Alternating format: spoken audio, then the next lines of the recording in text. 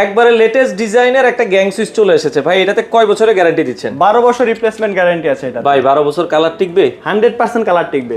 আচ্ছা, এই সুইচটা যদি আমরা দেখাই দর্শক, একবারে কালারটা কি কালার বলছেন এটা?